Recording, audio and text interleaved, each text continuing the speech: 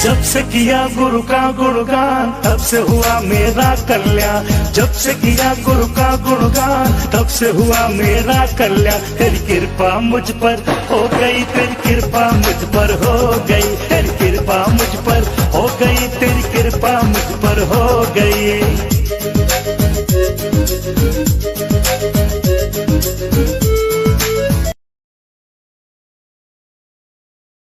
जिसका शीर्षक है वैराग्य की झलक। वैराग्य की झलक। आओ दिखाएं माता जी का जन्म से दीक्षा तक का सफर। 7 अप्रैल 1959 की वह स्वर्णिम बेला जब श्रीमान सिंगई खेमचंद जी के गृह आंगन में श्रीमती कुसुमबाई की कुक्षी से एक बालिका का जन्म हुआ। बालिका के जन्म पर सबके चेहरों पर एक चमक दिखाई दी, मानो कुसुम से एक कली की प्रस्फुलित हुई हो। घर में प्रथम पुत्री का होना शुभ माना जाता है, अतः पूरे परिवार में हर्ष का वातावरण छा गया। मेरे घर आई, मेरे घर आई एक नन्ही परी, एक नन्ही परी, चांदनी के हसीन रस पे सवार। मेरे घर आई, ओ मेरे घर आई एक नन्ही परी, एक नन्ही परी। सुनो जी, आपको पता है आज का दिन बहुत ही शुभ है। आज के दिन अनंतनाथ भगवान और अरेनाथ भगवान का मोक्ष कल्याण हुआ है। बिल्कुल, बहुत ही शुभ है। आज हमारे घर जो बिटिया आई है ये कुल का नाम रोशन करेगी। हाँ, और हमारे घर का कुल का दीपक बनेगी। ताऊ ताई पूरा परिवार खुशी से झूम उठा। छन छन करती नन्ही परी जब दौड़ी दौड़ी आती है, खिल जाता है परिवार जब बेटियां मुस्काती है। चंदा से प्यारी गुड़िया लक्ष्मी घर आंगन की, जगमग करती मेरी दुनिया रौनक हर सावन की। ओ बेटिया रानी मेरी, तू ही मेरा सम्मान है। ओ बेटिया रानी मेरी, तू ही मेरा सम्मान है। नाम गुड्डी रखा गया और गुड्डी कब 5 साल की हो गई पता ही नहीं चला। और कुसुमबाई जो भी इसे सिखलाती वे बहुत जल्दी याद कर लेती। देखिए किसकी झलक। मुझे बेटा, कल हमने क्या पढ़ाई की थी आपको सब याद है ना? हमने क्या क्या पढ़ा था? आ से कल हमने नमोकार मंत्र भी पढ़ा था ना। हम पहले वो पढ़ेंगे, ठीक है? बोलो नमो आयरी, नमो से, नमो आयरी, नमो उव, नमो लोए सब वे साबुन। देखा मेरी बेटी कितनी होशियार है, सारी चीजें आती हैं उसको, सब चीजें याद रखती है। चलो बेटा। अब गुड्डी स्कूल में दाखिल कराया गया गुड्डी को, और जहां उनका नाम बदलकर क्रांति रख दिया। पहली कक्षा में सर्वाधिक अंक आने पर उसकी अध्यापिका ने उसे जुलाई माह में दूसरी कक्षा में फेल होने वाले बच्चों की परीक्षा में सम्मिलित कर दिया। इस परीक्षा में उत्तीर्ण होने पर क्रांति तीसरी कक्षा में आ गई। हर कक्षा में उच्च स्थान प्राप्त करती हुई क्रांति पांचवी कक्षा में कब आ गई पता ही नहीं चला। देखिए स्कूल का एक दृश्य।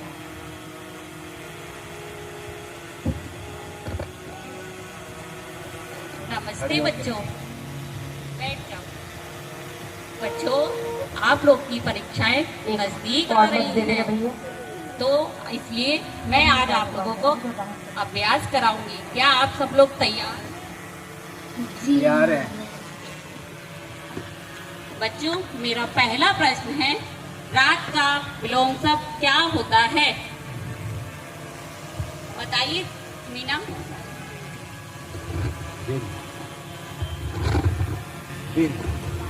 गलत बच्चा, आपने तैयारी नहीं की अच्छे से पेपर की। आप बताइए रोहन। दिन। हाँ, सभी लोग ताली बजाइए। बैठ जाओ।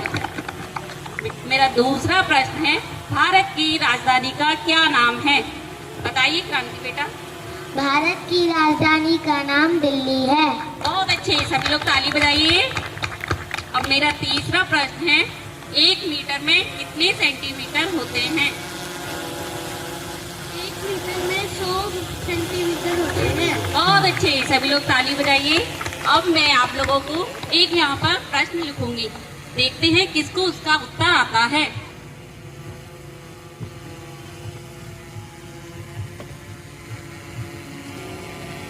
तो बहुत अच्छे से इसका आंसर दिया है। आप बहुत ही होनहार हो। सब बच्चों ध्यान से सुनो। देखिए क्रांति ने कितने अच्छे से तैयारी की है। आप सभी लोग कल अच्छे से तैयारी कर कर आना, ठीक है? चलो अब छुट्टी का टाइम हो गया है, अब हम लोग कल मिलेंगे। आप लोग अच्छे से तैयारी कर कर आना, ठीक है? बाय बच्चों।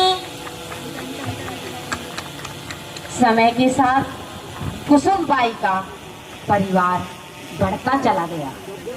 उन्होंने क्रांति के बाद 4 बेटे और 2 बेटियों को जन्म दिया। पूरा परिवार हंसी खुशी वात्सल्य से रहता था।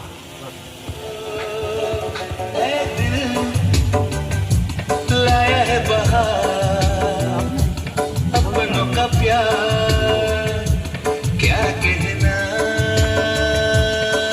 मिले हम छलक उठा खुशी का हुआ, क्या कहना। लेकिन विधि के विधान को कौन बदल सकता है? समय ने अपनी करवट बदली। क्रांति की छोटी बहन शोभा, जिसकी उम्र 8 वर्ष की थी, उसे तेज बुखार आ गया। बेटा शोभा, क्या हो गया तेरे को? अभी सुनते हो, क्रांति, साधना, सुदीप, प्रदीप, कमल, देखो क्या हो गया मेरी बेटी को। इसको क्या हुआ? पता नहीं क्या हो गया। इसको तो बहुत तेज बुखार है। अभी ठीक हो जाएगी, बोल ही नहीं रही है। अभी ठीक हो जाएगी। उठाओ। इसको बोल ही नहीं रही है। बहुत तेज बुखार है। शोभा, बेटी शोभा। पैर भी लगा। कुसुमबाई अपनी छोटी बेटी शोभा को बुखार उतारने के लिए बार बार पट्टियां बदल रही है। बेटा उठ जाओ, उठ जाओ बेटा।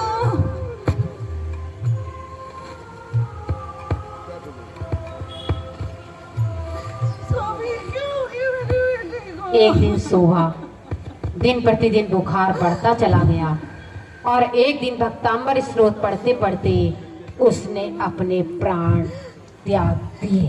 शोभा, शोभा। यह सब देखकर क्रांति का हृदय परिवर्तन हो गया। फिर एक दिन वह अपनी माँ से कहती है,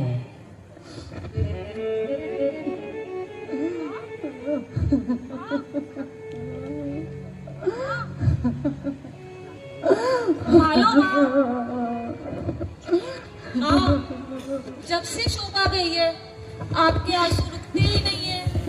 आप नियमित श्रद्धाएं करती हो, पूजा करती हो, फिर भी इतना मौन। ये तो संसार की स्थिति है माँ। मैं क्या करूं? मैं उसे भूल ही नहीं पा रही हूँ, मैं अपने गुणों को भूल ही नहीं पा रही हूँ। मैं क्या करूं? सही कह रही हूँ माँ। 8 साल की उम्र में रात्रि भोजन त्यागना, देव दर्शन का नियम लेना, 5 डिग्री बुखार में भी जब हम उसे कहते आलोचना पाठ पढ़ो, भक्तांबर सुनो, मेरी भावना सुनो, वह 2 लाइन सुनती और पुण्य मूर्छित हो जाती। हाँ, ऐसी बेटी मिलना दुर्लभ है। माँ, आप दुख मत करो, वह निश्चय से ही स्वर्ग गई होगी। इस तरह क्रांति माँ को तो समझा देती है, किंतु स्वयं एकांत में बैठकर उसकी यादों में आंसू बहाती है और सोचती है, कितना नश्वर है ये जीवन, इसका कोई भरोसा नहीं। जैसे वह अपने मनुष्य पर्याय को सफल कर गई, वैसे ही मुझे धर्म के मार्ग पे चल के अपने जीवन को सार्थक बनाना है। जब क्रांति 14 वर्ष की हुई तब नगर में मुनि संघ का आगमन हुआ। वह प्रतिदिन अपनी सहेली कमलेश के साथ उनके प्रवचन सुनने के लिए जाती थी। एक दिन घर आकर क्रांति अपनी माँ के पास जाती है और कहती है,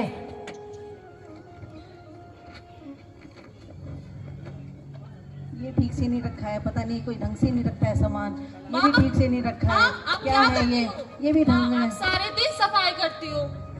तो मैं क्या करूं? माँ, आपको मुझे कुछ बताना है। ये उपदेश मत सुनाना बस।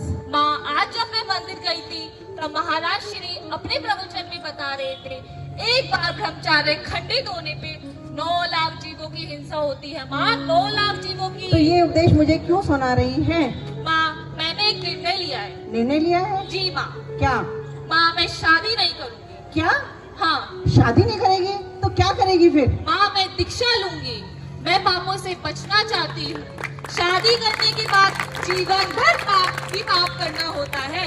ये मनुष्य प्राय तो पाप काटने के लिए मिली है। संयम की साधना इसी जीवन में हो सकती है। शादी करना तो कीचड़ में फंसना है। मतलब हम कीचड़ में फंसे हुए हैं? नहीं माँ। एक बार बता, तेरे भाई और पिता तेरे बिना जी नहीं सकते, वो कैसे तेरे बिना रहेंगे? तूने ऐसे कैसे ये अपना डिसीजन ले लिया? और ये बता, तो तुम्हारी जिंदगी में हम माता पिता की कोई अहमियत नहीं है? नहीं माँ। तू मुझसे बात ही मत कर। अब क्रांति वहां से चली जाती है। समय व्यतीत होने लगता है। इस बीच क्रांति 19 वर्ष की उम्र में ही अपनी लौकिक शिक्षा MA हिस्ट्री से पूर्ण करती है। वह साथ ही साथ अपने धर्म पर अडिग रहती है। उसी दौरान नगर में एक मुनि संघ का आगमन हुआ। एक दिन क्रांति प्रवचन के समय वहां पहुंचती है।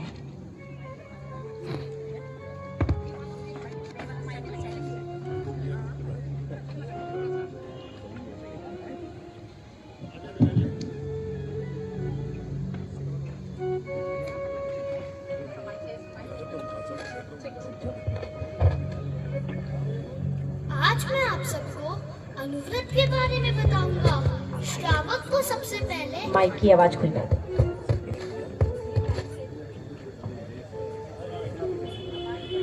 श्रावक को सबसे पहले अनुव्रत धारण करने चाहिए।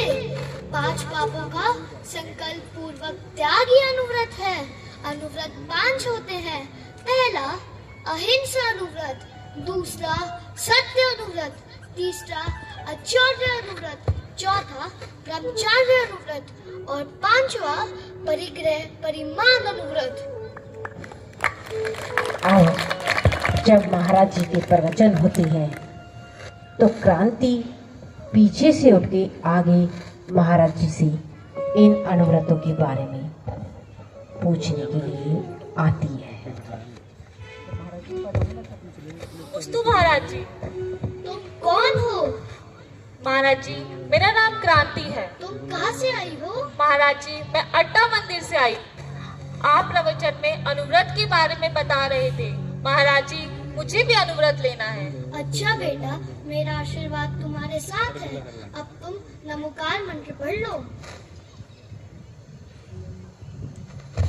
स्वीकार है। दोनों अब तुम हाथों का श्रीफल बनाकर भगवान को चढ़ाती, महाराज जी को चढ़ाती अब है। तुम दोनों कायोत्सर्ग पढ़ लो।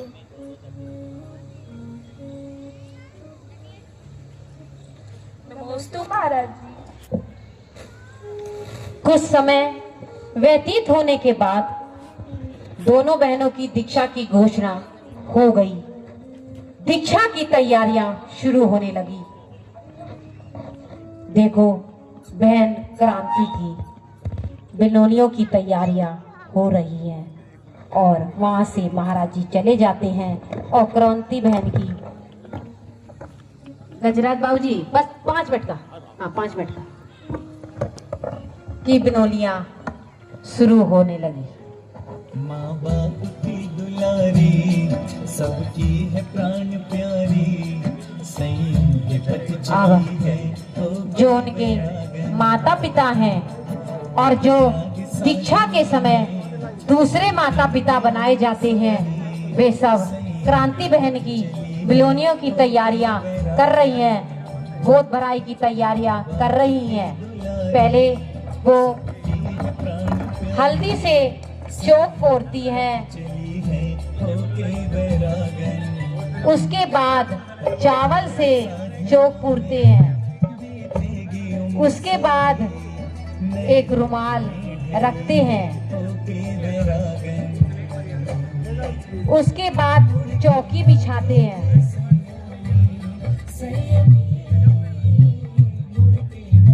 उसके बाद दीक्षार्थी को बुलाते हैं। कुछ बहनें दीक्षार्थी को लेकर आ रही हैं। उसके बाद वे थाली में अपनी गोद भराई का सामान निकाल लेती हैं। फल फ्रूट्स जो गोदी में रखे जाते हैं, नारियल हैं, श्रृंगार का सामान है, हार मुकुट है, साड़ी है, चुंदड़ी है, वे सब उसको के लिए गोद भराई के लिए सब सामान इकट्ठा कर लेती हैं। माता पिता जो कुसुमबाई हैं, जो नामकरण के लिए दूसरे माता पिता बनाए जाते हैं, वे भी आ गए हैं। अब गोद भराई की तैयारियां शुरू हो जाती है। क्रांति की गोद भराई होती है।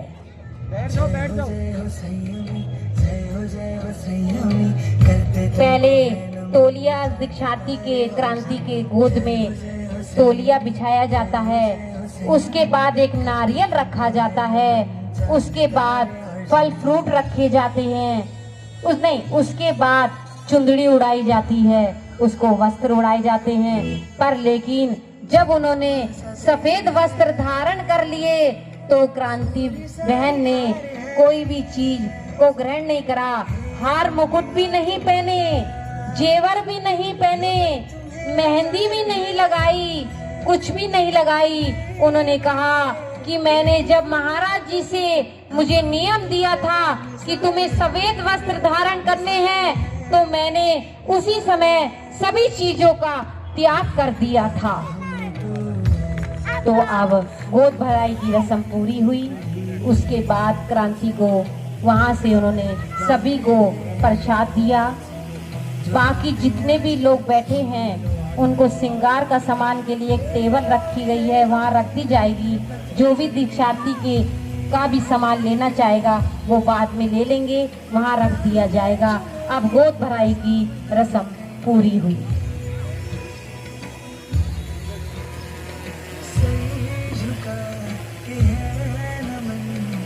अब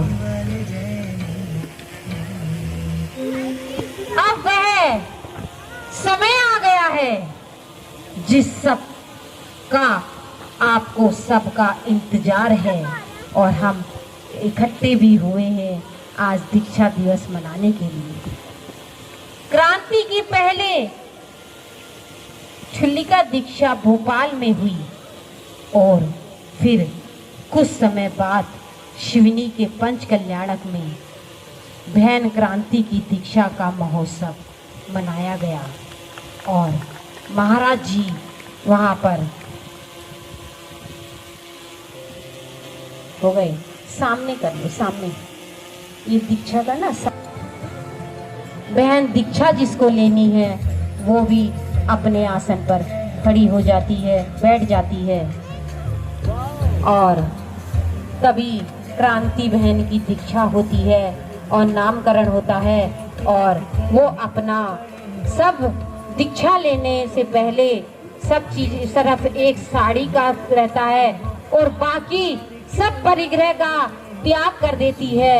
तो क्रांति बहन अपने वस्त्र में जो छुल्लिका दीक्षा होती है तो उससे पहले उसने अपना एक दुपट्टा उड़ा दिया और केस लोच कर रही है। उसके बाद केस लोच हो गए, केस लोच कर दिए उन्होंने। फिर उसके बाद आप लोगों का फर्ज बनता है कि दीक्षा देखने जाते हो तो क्या करते हो, आपकी भी कोई समय आएगा ऐसा कि आपको भी कोई समागम मिलेगा और आपकी भी होगी, तो इस दीक्षा को देखने के बाद आप भी यही भावना भाव। अब उसके बाद जो माँ दीक्षार्थी के समय बनी है वह क्रांति के ऊपर स्वस्तिक का चिन्ह बनाती हैं।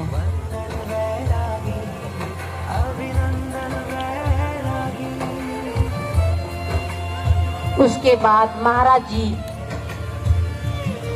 सरसों से पहले छेपण करते हैं, सरसों से पहले छेपण करते हैं।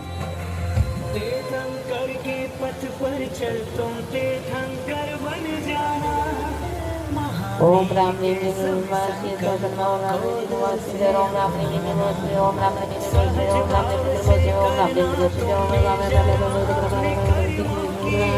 कर दिया महाराज जी ने। अब उसके बाद संस्कार जो दिए जाते हैं वो लौंग से दिए जाते हैं। अब लौंग से संस्कार दिए जा रहे हैं। अब उसके बाद 7 लोगों से संस्कार हो गए।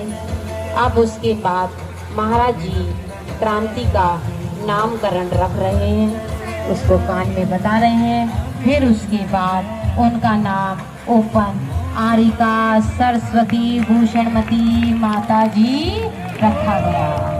अब उसके बाद महाराज जी उनको पीछी देते हैं, हाथ लगवाकर पीछी देते हैं। पीछी देंगे सभी लोग और कमंडल देंगे।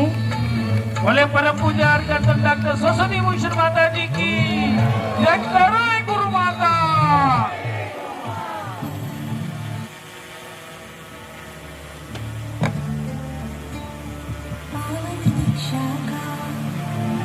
आप महाराज जी के साथ पहले महाराज जी चलते हैं, फिर जो नया दीक्षार्थी बने हैं आरिका वो चलती है।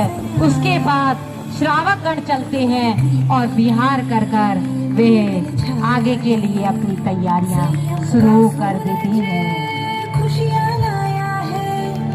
बोलो आरिका सरस्वती भूषणमती माता जी की।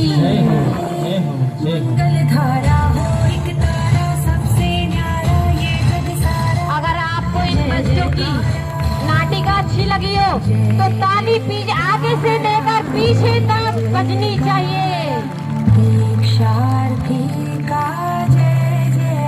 ये सिर्फ 3 दिन का प्रयास में ये छोटी सी नाटिका तैयार कराएंगे। अभी आवाज नहीं आई ताली की।